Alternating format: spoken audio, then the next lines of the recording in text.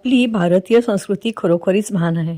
आपण वृक्षवल्लीला नुसते सगळे सोयरे मानत नाही, तर त्याला देवत्व बहाल करतो. उदाहरणार्थ केळीचंच बघा ना, तिच्या पानात श्री विष्णूचा वास आहे असं आपण मानतो, तर मुळामध्ये श्री शिवशंकरांचा. कोणतीही पूजा, सत्कार्य, मोठं घरातला समारंभ हा केळीशिवाय अपुरा. केळीचं तोरण, केळीचे खांब. पुराणात केळीच्या जन्माची कथा सांगितली आहे. केळी ही मूळची दुर्वास मुनींची पत्नी कंपली. अत्री ऋषी आणि अनुसूया यांचा मुलगा दुर्वास अत्यंत क्रोधी, तापी, कारण त्याच्यात रुद्राचा अंश होता असं मानतात. मात्र प्रचंड ज्ञानी, अगाध ज्ञानी. लग्न व्हायच्या वेळात त्यांचा विवाह हा झाला कंपाली ह्या अंबरीश ऋषींच्या मुलीशी.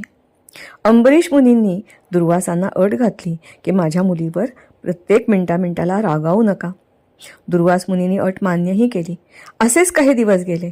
एकदा ऋषी दुर्वास उशिरा परत आले. त्यांनी आपल्या पत्नीला सांगितलं की उद्या एका अनुष्ठानाला सुरुवात करायची. मला ब्रह्ममुहूर्तावर म्हणजे पहाटे 3:30 वाजता उठव. त्यांनाही झोप लागली आणि कंपालीलाही झोप लागली. उठून बघतात ते चांगलं उजाडलेलं. अर्थातच ते तापट दुर्वास मुनी हे चिडले, रागावले. सगळा राग त्यांनी आपल्या पत्नीवर काढला आणि शाप दिला की तू जळून राख होशील. क्षणात कंपालीची राग झाली. हे तिच्या वडिलांना म्हणजेच अंबरीश ऋषींना कळताच अंबरीश ऋषी दुर्वासांकडे आले. अर्थात दुर्वासांनाही आपण केलेल्या कृत्याचा पश्चाताप झाला होता, कारण मनाने ते प्रेमळ होते.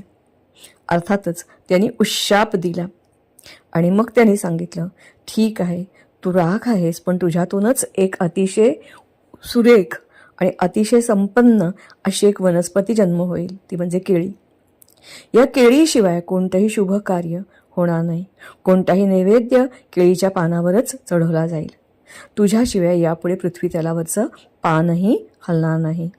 अशा प्रकारे ही केळी प्रथम कंपाली, मग राख आणि राखेतून जन्म घेतलेली अशी ही समृद्ध, पोषण तत्वाने भरपूर आणि अर्थातच शेतकऱ्यांना उत्पन्न मिळवून देणारी केळी.